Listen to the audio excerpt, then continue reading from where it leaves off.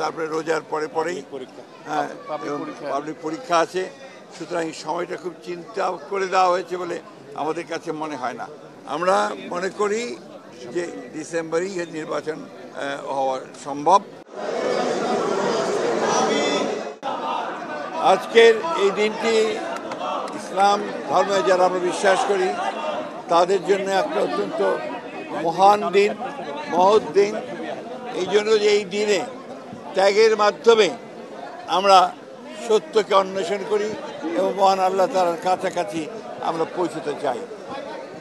নজরুল ইসলামের এক বিখ্যাত কবিতার একটি লাইন আছে যে হত্যা নহে আজি সত্যাগ্রহ সত্যের উদ্বোধন।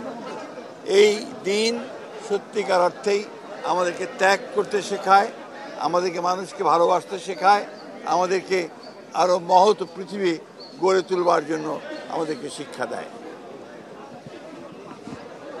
আচ্ছা, আর কিছু বলেন? না বললে আমরা উত্তর দেবো কেন?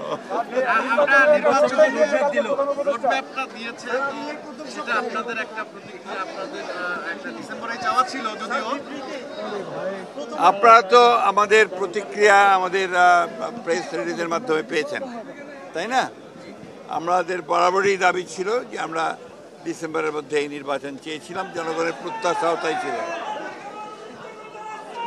এই প্রত্যাশা জনগণের পূরণ হয়নি এবং যে সময়টি নির্ধারণ করা হয়েছে সময়টি বাংলাদেশের নির্বাচনের জন্য সঠিক সময় নয়।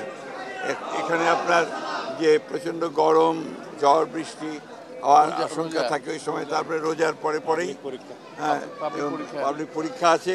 সুতরাং এই সময়টা খুব চিন্তা করে দেওয়া হয়েছে বলে আমাদের কাছে মনে হয় না। এছাড়া নির্বাচনী প্রচারণা করতে হবে রোজার মাসে, যেটাও খুব ডিফিকাল্ট হবে। আমরা যে মন্তব্য, আমাদের যে রিমার্কস, সেটা আমরা আমাদের স্ট্যান্ডিং কমিটি তারা কালকে রাত্রেই সিদ্ধান্ত নিয়ে আলোচনা করে মতামত জানিয়েছেন। আমরা মনে করি যে ডিসেম্বরেই নির্বাচন হওয়া সম্ভব এবং সেটাই জাতির জন্য সবচেয়ে উপযোগী হবে।